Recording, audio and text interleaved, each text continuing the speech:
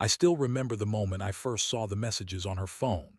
It was late at night, and I was lying in bed trying to sleep.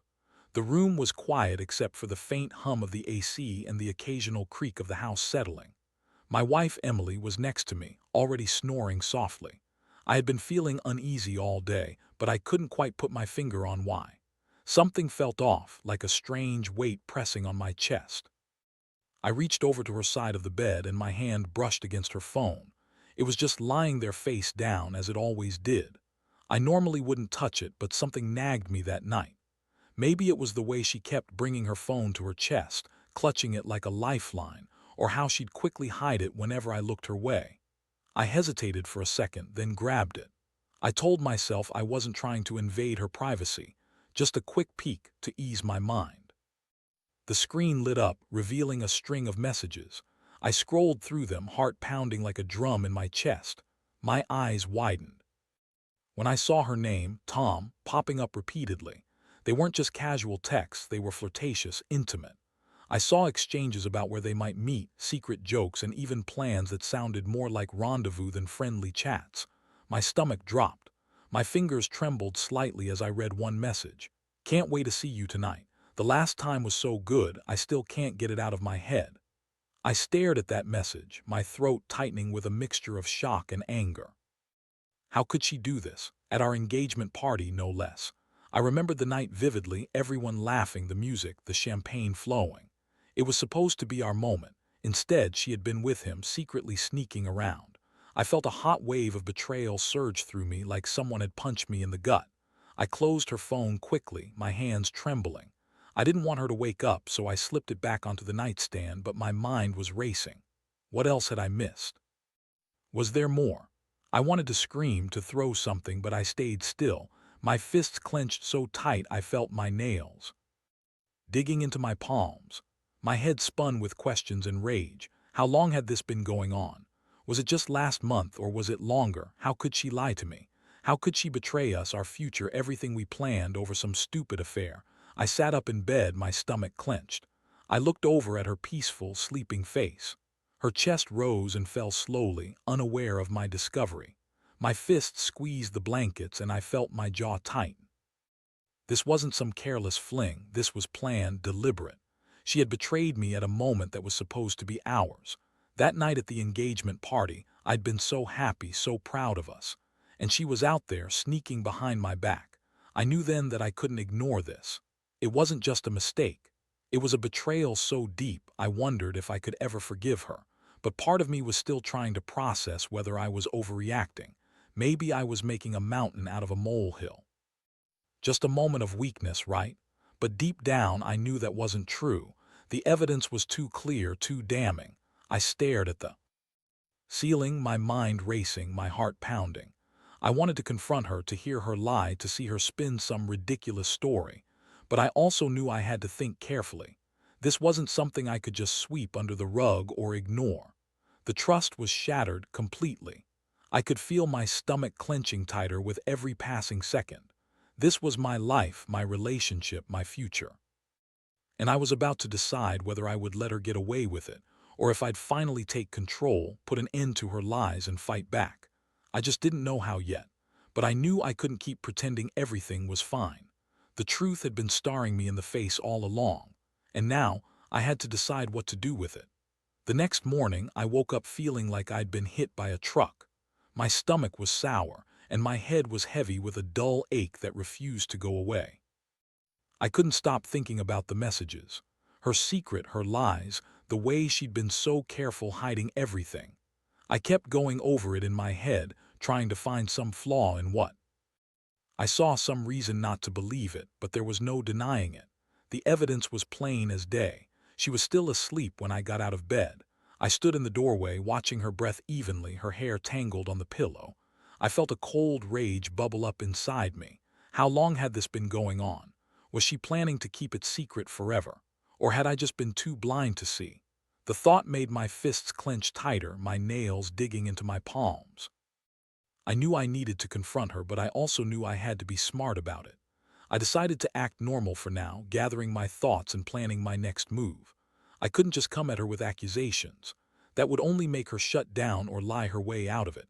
I had to catch her in a moment of honesty. So I waited, pretending everything was fine while my mind was racing. I even made breakfast, trying to keep my tone casual when I finally spoke. "Morning," I said, forcing a smile. "Sleep okay?" She looked up, blinking sleepily. "Yeah, I guess." Yeah, just tired."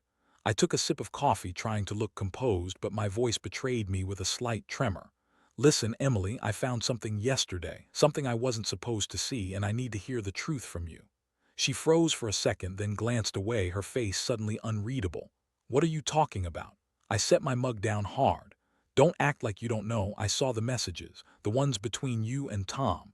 How long has this been going on?" Her eyes widened and she looked like she was about to deny it, but I didn't let her. "Don't lie to me. I deserve honesty now. I saw everything." She swallowed hard, then looked down, her fingers twisting the edge of a napkin. "It's not what you think. It was a mistake. I swear it was just one night. I didn't mean for it to happen at the engagement party. I was stupid, and I didn't think it would get this far."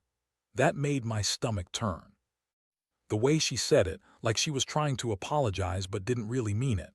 I felt a surge of anger rising, a fire that made my vision blur slightly.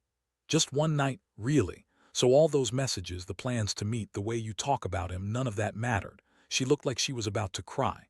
"I don't know what I was thinking. I was drunk, stressed about the wedding, and Stop," I cut her off. "You don't get to make excuses anymore. I can't believe I married a woman who cheats at her own engagement party. Do you even care about me, about us?" She shook her head, tears streaming down her face now. "I do care, I love you, I messed up. Please, I'll do anything to fix this." I took a deep breath, trying to keep my voice steady, but inside I was boiling. "You should have thought about that before you cheated. You think you can just say sorry and it's all forgiven. You had me fooled for so long, Emily, but I see you now. I had no choice but to make a decision. I couldn't stay and keep pretending I didn't know." My mind churned with a plan, something cold, calculated. Something that would make her regret ever crossing me. I wanted her to feel the same betrayal I felt, but I also knew I had to play this carefully. I couldn't go in guns blazing, not yet. I looked her straight in the eyes, my voice a low, measured threat. "You've got one chance to tell me the truth. If I find out you lied, or if I even think you're hiding more, I swear I'll make sure you regret it. And believe me, I have a lot of ways to make you regret it." She nodded, sniffling, her face pale. "I swear that's everything, just that one night. It's over now. I want to fix this." I nodded back, feeling a strange mixture of relief and dread. For now I had her word, but I knew better than to trust her completely. The truth was, I wasn't done yet. I needed leverage, proof, something more than just her word.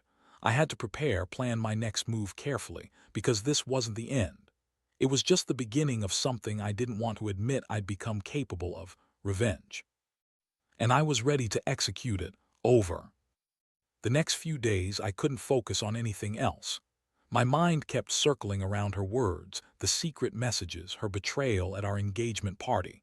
I knew I had to gather more evidence, something concrete, undeniable. Otherwise, this would just be my word against hers, and I didn't trust her to be honest. I needed leverage, a way to make her realize I wasn't just some naive husband-to-be anymore. I started paying attention to her usual routines, trying not to let her suspect I was onto her.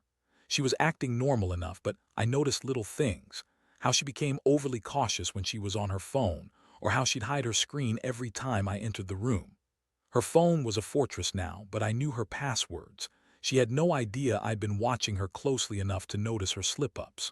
One night, I decided to break into her email account. I knew it was wrong, but I was desperate. I stayed up after she fell asleep, my palms sweaty, heart pounding. Her laptop was open on her desk, and I quickly logged in, my eyes darting across the screen. It was like peeling back layers of her lies. There, buried deep in her sent folder, I found more than I bargained for. Private messages, photos, plans, more evidence of her ongoing affair. She'd been talking about meeting him again, even referencing things she'd said during our last argument as if trying to justify her actions. Her words cut like a knife. "I don't know how to tell him.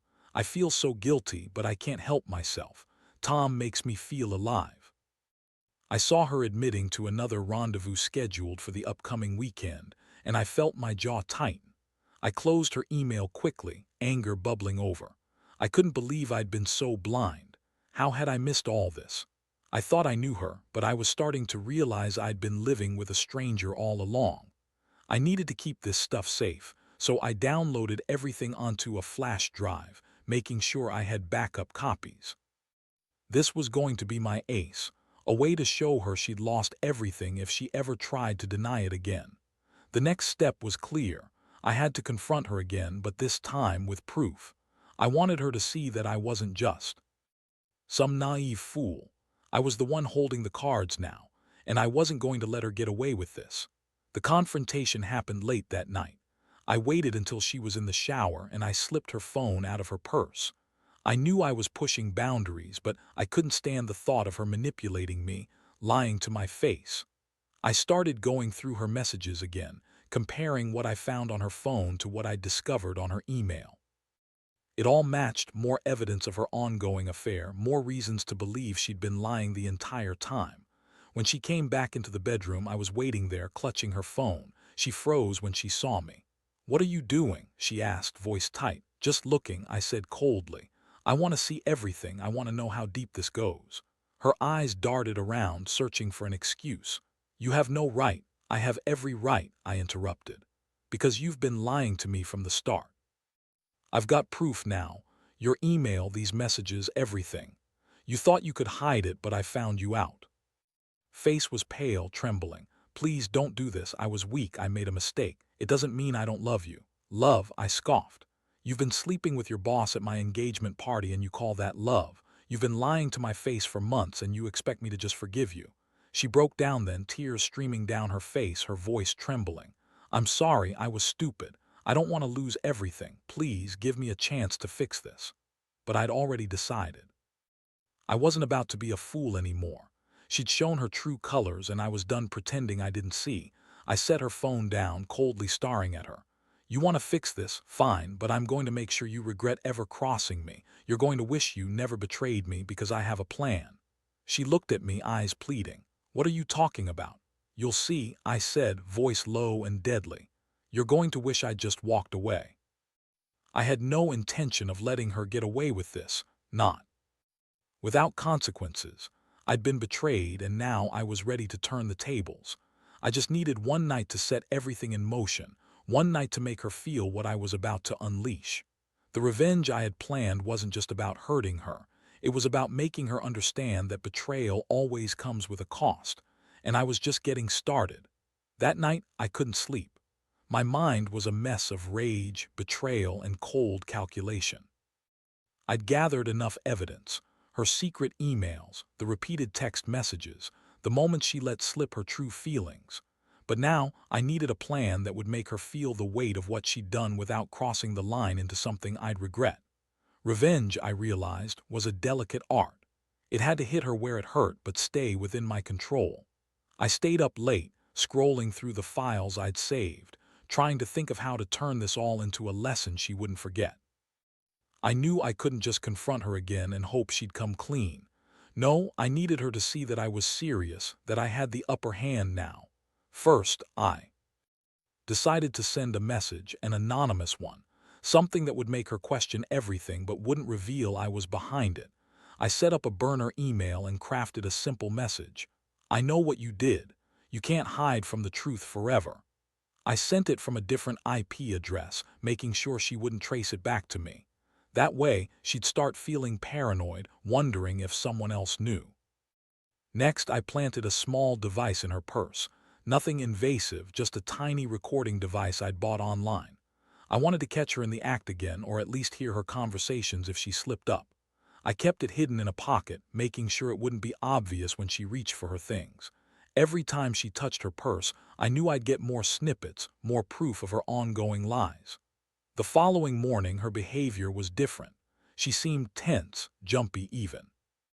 She kept glancing at her phone like it was a ticking bomb. I could tell she was paranoid, and that made me smile inwardly. I knew the seed of doubt had been planted. That day, I continued with subtle actions. I deleted some of her messages on her phone, just enough so she'd worry that her secret was slipping away. I also sent her a few more anonymous texts, and every time she checked her phone, I could see her heart race. She'd start to realize she wasn't as in control as she thought. Later that evening, she sat down next to me on the couch. Her voice was shaky when she spoke. "Who's doing this? I'm serious, I haven't told anyone." I looked at her calmly, feeling the satisfaction build. "That's up to you. But I want you to know I've got everything. Every message, every secret, every lie, and I'm not going to let this slide." She looked panicked now, her palms sweaty. "Please, don't do anything crazy. I love you, I swear. It was a mistake." I leaned in, my voice low and deliberate. "Love? You think love is sneaking around behind my back? You're about to find out how much I really care about justice." Her eyes welled with tears and she looked desperate. "What do you want from me?" That was the moment I decided to let her see just how serious I was. "I want honesty, Emily. I want the truth. And if you give it to me now, maybe I'll consider not destroying everything." Her trembling lips finally moved. "I'll tell you everything. Just give me a chance to fix this, please." I let out a slow breath, feeling a strange calm settle over me. I'd waited long enough. Now it was time to show her that betrayal had consequences. I had a few more tricks up my sleeve, things she'd never see coming. I reached into my pocket, feeling the small recorder I'd hidden. "Good," I said softly, "because I've got more than words now, and I'm not stopping until you understand what you've done." As I pressed a button to turn it on, I felt that quiet, icy resolve settle in. Tonight, I was going to make her realize she'd lost control of this game, and I was the one holding all the pieces. "Would you like me to continue with the next part?" That night, I stayed awake longer than I ever had before. The recordings I'd made, the evidence I'd collected, they all played like a dark symphony in my mind. I knew I was close to breaking her, close to making her see that I was serious. The thing was, I didn't want to just confront her with accusations. I wanted her to feel the weight of her betrayal, to see that I could ruin her quietly without lifting a finger. I waited until she was asleep again, then tiptoed into the living room. I had everything prepared: the recordings, the files, the burner phone with the anonymous messages. I sat there in the dark, a cold knot twisting in my stomach. This wasn't about just catching her anymore. It was about making her pay asterisk. This plan would be slow, methodical. I didn't want her to suspect a thing until it was too late. First, I played the recordings. I listened to her voice, her lies, her whispers with Tom, times she didn't even realize I was listening. Her voice sounded so innocent when she spoke of just a mistake, but it was the recordings that told the real story. I heard her planning rendezvous, talking about feeling alive. It was raw, real, and unmistakable. Watching her slip deeper into that web of deceit made me feel powerful, in a way I hadn't felt in years. Next, I sent a series of subtle messages to her phone from the burner. Things like, "It's over for you, and you can run, but you can't hide." I used different styles, different tones, so she wouldn't catch on. I wanted her to start questioning her own security, her own choices. The messages weren't threatening outright. They were just enough to plant doubt, enough to make her paranoid. The real game changer came when I took the recordings and uploaded them to a secure cloud. I wanted her to find them at the worst possible moment, maybe when she was alone, vulnerable. I knew she'd start to panic, wonder who knew her secret. That's when I set up the final step. I scheduled an email to go out to her from an anonymous address, warning her that everything was exposed. It was explicit, detailed, and left no room for doubt. I sat back on the sofa, feeling the cold thrill of control. My hands felt clammy, but I was in command now. The pieces were in motion and she didn't even realize it. I could see her the next morning, early, eyes red-rimmed, clutching her phone, trying to hide her trembling hands. She had no idea I'd been watching her every move. She finally broke when I approached her, voice trembling. "Who's doing this? Who's warning me?" I looked her straight in the eyes. "That's not important. What matters is that you're caught, and it's only the beginning." Her voice cracked. "Please, I'll do anything. Just don't ruin me, please." I took a deep breath, feeling that icy calm settle over me again. "You've already ruined us. I just want to know if you're ready to come clean. Because if you lie now, I swear I'll make sure you regret it." She looked defeated, her shoulders slumping. "I was stupid. I thought I could keep this secret forever. I didn't mean to hurt you." "You didn't mean to," I interrupted coldly. "You planned this. You betrayed me at my own engagement party. Do you even understand what you've done?" Her tears poured down her face. "I'm sorry, I don't want to lose everything, just give me a chance to fix it." I shook my head slowly. "No. You had your chance to be honest. Now I'm taking control. You're going to wish you never crossed me." That's when I handed her a small envelope.